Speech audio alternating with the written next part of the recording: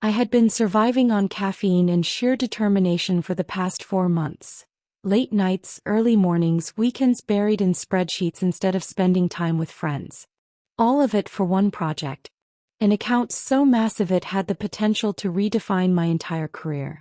And finally it was done. The client was ecstatic. The presentation had been flawless. The contract was signed. But the best part? The reward. I sat at my desk, rereading the email for what must have been the 10th time. Evelyn, you went above and beyond. Consider these a personal thank you. Enjoy the game. Attached was the confirmation. 2 Super Bowl tickets. 40-yard line. Front row. My heart pounded. I had never been to a Super Bowl before, and as a lifelong football fan, this was more than just a reward. It was a dream come true. My hands shook as I printed the email, double-checking every detail. The client had sent the tickets directly to my boss, Robert Fowler, the senior partner at my firm. It made sense, he handled the logistics for client gifts. I could already picture the moment he'd walk into my office, flash that rare smile of approval, and hand them over with a well-earned Evelyn. Except that moment never came. 3 days later, Robert strolled into my office without knocking, his usual smug arrogance somehow even more amplified. He leaned against my desk like he owned the air I breathed. "I heard you got some great news," he said. I smiled, expecting him to finally hand over the tickets. "Yeah, I really appreciate it. I put everything into that project." He nodded, almost amused. "You did, which is why I wanted to talk to you about the tickets." Something about the way he said talk sent a chill down my spine. "Right," I said carefully. Robert exhaled, his expression one of exaggerated patience, like he was pretending to be the reasonable one in this conversation. "Here's the thing, Evelyn. Clients don't always understand corporate hierarchy. They don't necessarily know how things operate here. When they gave you those tickets, well, that was really more of a gift to the firm, not just to you." My stomach tightened. "No," I said slowly, keeping my voice calm. "The email explicitly stated they were a personal thank you to me." He waved that away like it was a meaningless detail. "I get that, but in this business it's about relationships. Sometimes we need to make strategic decisions. So I'll be taking the tickets." The world felt like it tilted on its axis. I blinked. "What?" "I've already made arrangements," he continued casually. "I'm taking a potential investor to the game. It's a smart move for the company." My heart pounded against my ribs. This couldn't be happening. Months of exhausting work, endless sacrifices, and he was just taking them? "That's not fair," I said, my voice carefully measured, struggling to contain the storm raging inside me. "The client gave them to me." Robert smirked, as if I were some naive child who didn't understand the way the world worked. "You should be grateful you have a job," he said smoothly. "That's the real reward here." I swallowed hard, gripping the armrests of my chair. This wasn't just about football anymore. This was about principle. About respect. About a line that should never be crossed. He patted my desk like I was some obedient pet. "I'm sure you understand," he added. "And hey, don't worry, you'll have plenty of other opportunities." I forced myself to breathe. To blink. To stay in control. Then I did something that surprised even me. I smiled. Not a real one. No, this was the kind of smile that had teeth hidden behind it. "Well," I said, voice perfectly smooth, "enjoy the game." He grinned, satisfied, and strolled out like he had just done me a favor. He had no idea how much fun Monday would be. The moment Robert walked out of my office, my fake smile dropped. My hands clenched into fists beneath my desk, nails digging into my palms. He really thought he could get away with this. I sat in silence for a moment, forcing my breathing to slow. I couldn't afford to react. Emotionally reacting wouldn't help me. If I wanted to get back at Robert, I had to be smart. And luckily for me, he had just handed me the perfect opportunity. I pulled up the original email from my client, reading it again as a plan took shape in my mind. The key to taking Robert down wasn't confronting him directly. That would get me nowhere. No, the best way to do it was to let him destroy himself. I quickly typed out a text to my client. Hey, just wanted to say thanks again for thinking of me with those Super Bowl tickets. Turns out they were given to someone else at my firm. Hope to catch up soon. Less than a minute later, my phone buzzed. Are you kidding me? Who took them? I smirked. Well, this was going to be good. I played dumb. Not sure, honestly. I just know I never got them. No big deal, though. No big deal. Those were meant for you. Let me handle this. Say nothing. Bingo. I leaned back in my chair, heart still pounding, but this time with anticipation. This was no longer a battle between me and Robert. This was a battle between Robert and the client. And I already knew who would win. For the rest of the day, I worked quietly while gathering intel. I knew Robert wouldn't be able to keep his ego in check. He'd have to brag to someone. Sure enough, around lunchtime, I overheard him in the break room. Yeah, 40-yard line seats. Gonna be insane. Taking a big fish with me, you know how it is. These kinds of deals are all about relationships. I stayed out of sight, biting back my laughter. The arrogance. The stupidity. By Friday, the office was buzzing. Robert was leaving early, boarding a flight that afternoon to the Super Bowl city. He walked around like a king, smug, untouchable. I caught his eye in the hallway. Big plans this weekend? I asked casually. He smirked. Oh, you know, just making moves. I smiled. Enjoy the game. And I meant it. Because by the time he landed, the trap would already be in place. Saturday morning, I got an update from my client. I've arranged a meeting for Monday. Just play along. Trust me. I grinned. Oh, I trusted him. Sunday came and went. And with it, the Super Bowl. I didn't watch a single second of the game. Not because I wasn't still a diehard football fan, but because I was waiting for Monday. Robert strutted into the office at 9:07 a.m., sunglasses on, coffee in hand, radiating the smugness of a man who thought he had won. He barely acknowledged me as he passed my desk, heading straight to his office. I waited. At 9:30 a.m., a meeting invite popped up on my screen. Subject: Client Review, Mandatory Attendance. Location: Conference Room A. Attendees: Senior Partners Robert Fowler, Client Representative, Evelyn. I clicked accept. Time for the show. I walked into the glass-walled conference room and immediately felt the tension in the air. Robert sat confidently at the head of the table, legs crossed, looking relaxed. But his confidence wavered when the client walked in. He wasn't alone. A woman followed him, someone I didn't recognize. But the moment she stepped into the room, I saw it in Robert's eyes. He felt the shift. The client took his seat and gestured toward her. Robert, this is Andrea Holloway, VP of Corporate Partnerships. Andrea gave Robert a sharp nod as she sat. Robert blinked. Oh, of course. Andrea, nice to meet you. The client leaned forward, his smile polite, but ice cold. Before we get into today's agenda, I have a question. He turned to me. Evelyn, did you enjoy the game? The room went silent. I tilted my head, feigning confusion. The game. The Super Bowl. I furrowed my brow. Oh. I didn't go. The client's expression darkened. That's strange. Because I personally arranged for you to have 2 seats. Right, Robert? Robert froze. A flicker of panic crossed his face, but he quickly forced a laugh. Oh, yeah, see, there was a bit of a mix-up. Evelyn wasn't able to attend, so... The client cut him off. So who did?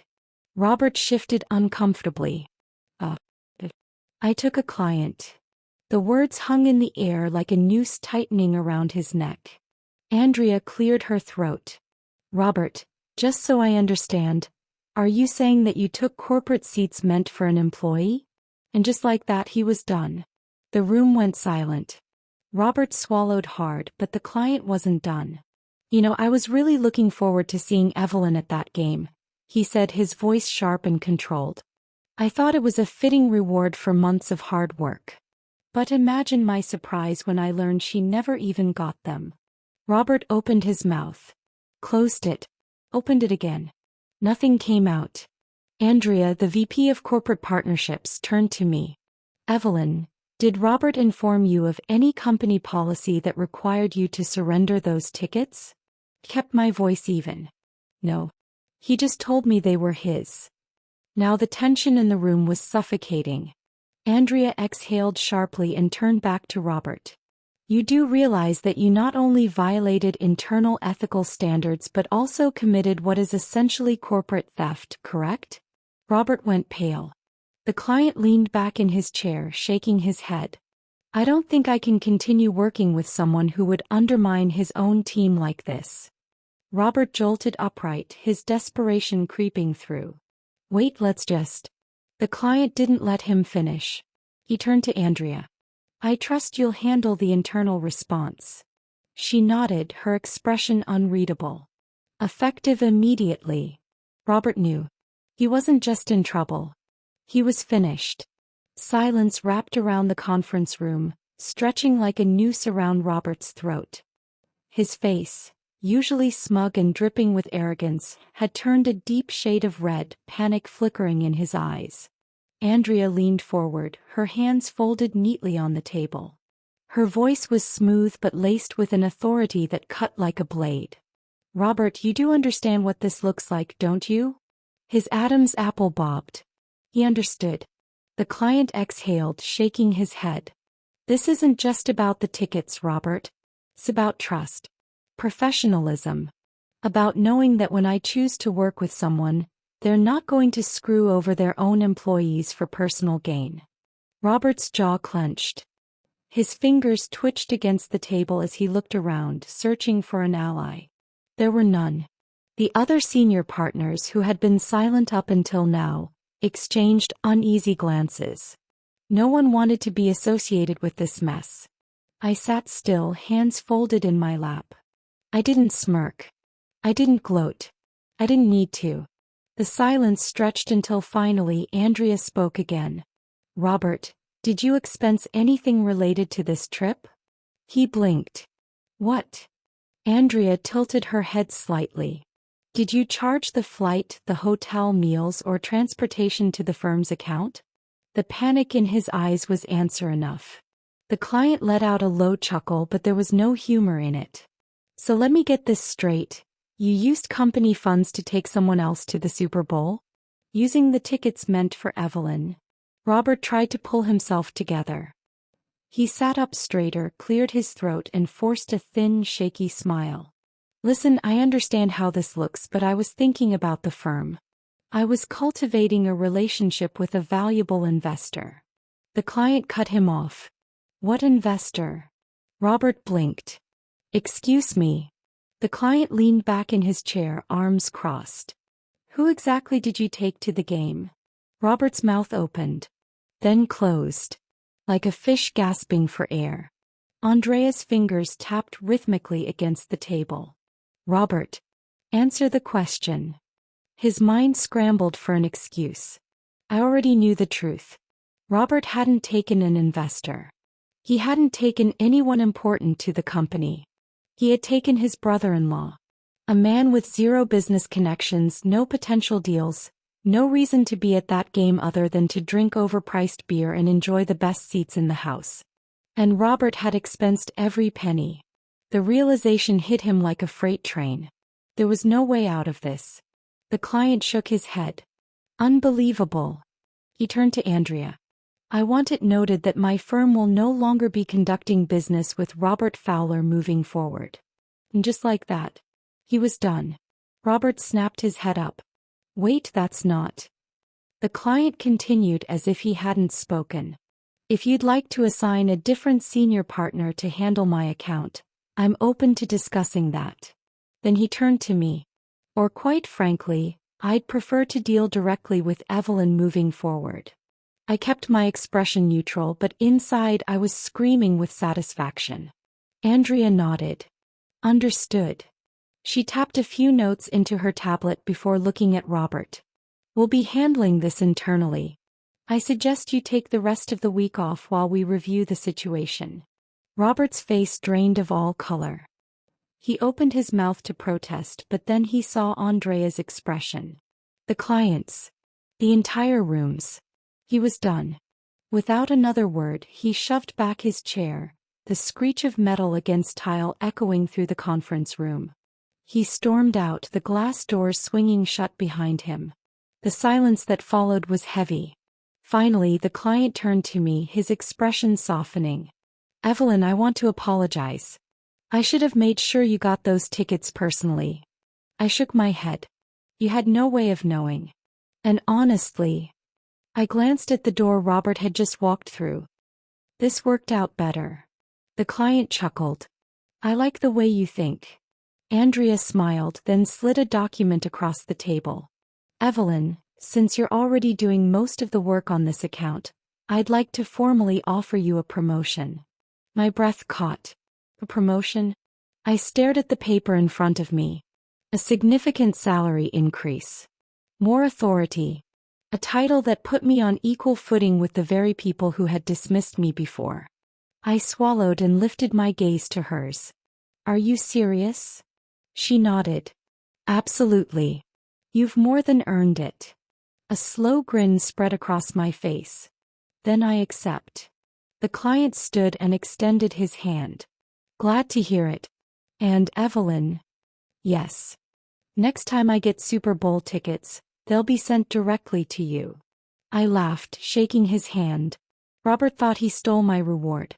Instead, he had handed me everything I ever wanted. And the best part? Monday was just getting started. By the time I walked back to my desk, the entire office was buzzing. People were whispering, sneaking side glances at me. Others shot looks at Robert's now empty corner office. Corporate gossip spread fast, especially when a senior partner stormed out of a meeting looking like he'd just seen a ghost. I sat down, fighting the smirk tugging at my lips. Then my inbox exploded. Emails flooded in, congratulations, messages of support, and a few shocked "what just happened?" pings from colleagues who had only caught bits and pieces of the drama. And then a text. Robert Fowler, what the hell did you do? I stared at it for a second before typing back. Me, not sure what you mean. I thought you were making moves. I waited. No response. Of course not. I leaned back in my chair, my fingers brushing over the newly signed promotion letter on my desk. I had won. But Robert wasn't done with me yet. An hour later, my inbox pinged again. Subject: HR meeting, immediate attendance required. I frowned and clicked it open. Evelyn, please report to HR immediately. This is a mandatory meeting. I exhaled. So this was Robert's last play. I grabbed my notebook and made my way to HR. The receptionist barely made eye contact before gesturing toward a glass-walled room in the back. Inside, Denise from HR sat at the conference table looking uncomfortable. Across from her sat Robert. He didn't look smug anymore. No, this was a cornered animal trying to claw its way out. Denise cleared her throat. Evelyn, have a seat. I did. Robert leaned forward, fake concern dripping from his voice. Evelyn, I really hoped we wouldn't have to do this, but I need to bring up a very serious issue. I raised an eyebrow. Which is? He sighed dramatically.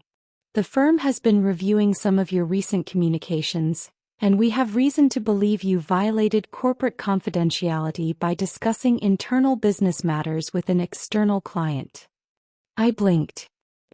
So this was the play. Denise glanced at me, then at Robert. Robert brought this concern to us this morning. Of course he did. He was trying to flip the narrative, to paint me as the problem, to salvage what little remained of his career. I tilted my head. And what specific confidential business matters are we talking about? Robert folded his hands on the table, his expression carefully neutral. The emails you sent regarding the Super Bowl tickets. That was an internal issue, Evelyn. You took it directly to a client. I let out a small disbelieving laugh. Right. So you're saying that a gift meant for me personally, which was then stolen, is now considered an internal business matter. Denise from HR flinched at the word stolen. Robert's jaw twitched. I wouldn't call it stolen. I cut him off. Really? Because the client did. In front of everyone. Silence. I leaned back, folding my arms. This isn't about confidentiality. This is about you getting caught. And now you're throwing a tantrum because there were consequences. Denise let out a careful breath. Robert, I understand your concern, but after reviewing the situation, I don't see any actual policy violation on Evelyn's part. Robert's head snapped toward her. Excuse me. She glanced down at her notes. The client was the original sender of the gift. He had the right to ask about it. Evelyn did not disclose private company strategy, financials, or trade secrets. Only the status of something that was personally hers. Robert's face darkened. So that's it? You're just going to let her get away with? Denise straightened in her chair. Robert, let's be clear. You're the one under investigation. Not Evelyn. The words hit him like a slap. He started, but Denise cut him off. The expense reports are being reviewed. The client has formally withdrawn their partnership with you. And now, after everything, you're trying to retaliate against an employee who was just promoted by the company. Robert had nothing left. Nothing to say. Nothing to fight with. He had lost. Denise sighed, standing. Robert, I need you to leave the room. Evelyn, you're free to go. I gathered my things, not even glancing at him as I stood and walked out. By the time I got back to my desk, an email had gone out. Subject: Robert Faulkner, employment status update. Effective immediately, Robert Faulkner is no longer with the firm. We wish him the best in his future endeavors. I read it twice just to be sure. And then for the first time all day I let myself smile. Robert was gone. And I had won. But the best part? This wasn't just a victory for me. It was a warning. To every arrogant, entitled boss out there. Never underestimate the people you think are beneath you. They just might be the ones to bring you down. The office was eerily quiet after Robert's abrupt departure. Oh, people were talking, whispers in the hallways, stolen glances in the break room. But no one dared to say anything out loud. A senior partner had been taken down in front of everyone. And not by another executive. Not by another man in a suit. By me. I sat at my desk, rereading the official company-wide email announcing Robert's termination. His name was already scrubbed from the directory. His office had been locked. His belongings packed by HR. It was like he had never existed. That should have been enough. But there was still one more thing to do. I pulled out my phone and scrolled to my client's number. He picked up on the first ring. Evelyn, he said, amusement laced in his voice. I assume you've heard the news? I have, I said lightly. Figured I owed you a thank you. He laughed. Oh, don't thank me. Robert did this to himself. You just gave him the rope. I smirked. Well, I appreciate you handling things so publicly. There was a pause. And when he spoke again, his tone was carefully measured. Tell me something, Evelyn. Are you happy staying where you are? That gave me pause. What do you mean? Well, let's look at the facts, he said casually. You were the one actually doing the work. You were the one who built this account. The firm promoted you because they had to, not because they wanted to. I sat back in my chair, absorbing his words. And Robert's departure? He continued. That was your doing. I blinked. Oh. He chuckled. Oh, he repeated, amused. So let me make this simple. I want you to come work for me. My heart skipped. You've already proven yourself, he said smoothly. You're sharp, strategic, and you don't let people walk all over you. That's exactly the kind of person I want leading my business strategy team. And of course, he let the silence stretch. I'll double whatever your firm is paying you. I nearly dropped my phone. Double. Not a small raise. Not a slight bump. Double my salary. I swallowed. That's a big offer. He chuckled. It is. And it's only fair. I hesitated. This was happening too fast. I had just gotten one promotion. Was I really about to throw it away? And then I thought about it. I thought about the years I spent being undervalued at this firm. About the times my ideas were taken and repackaged by men like Robert. About how the only reason I had been promoted was because a scandal forced their hand. Did I really owe them anything? Well, I didn't. A slow smile spread across my face. Send me the offer, I said. I think I'm ready for something better. By the next morning, my resignation letter was printed and signed. I walked through the office, my head held high, ignoring the surprised whispers and the not-so-subtle looks of admiration. Denise from HR looked genuinely surprised when I handed her the letter. "You're leaving?" she asked, wide-eyed. I nodded. Got an offer I couldn't refuse. She glanced at the paperwork, then let out a low whistle when she saw the salary. "Damn," she muttered. "Well, I can't blame you." I smiled. It was time. As I packed up my things, a few coworkers stopped by to congratulate me. Some were shocked. Others, not surprised at all. And then, just as I was about to leave, I got one last message. Unknown number. Enjoy your little victory. You just got lucky. I stared at the words for a long second before typing back. Me, luck had nothing to do with it. And with that, I walked out for the last time. I stood in my corner office, overlooking the city skyline. My name was on the door. My team respected me. My salary was more than I had ever imagined. And best of all, I was finally working for people who valued me. I scrolled through my phone and saw an industry news alert. Former executive Robert Faulkner files lawsuit against former firm, claims wrongful termination. I laughed. He was still trying to fight a battle that was already lost. Robert had spent years stealing credit, walking over people, taking what wasn't his. And in the end, he lost everything. On the other hand, I had gained everything. And that, right there, that was the sweetest revenge of all.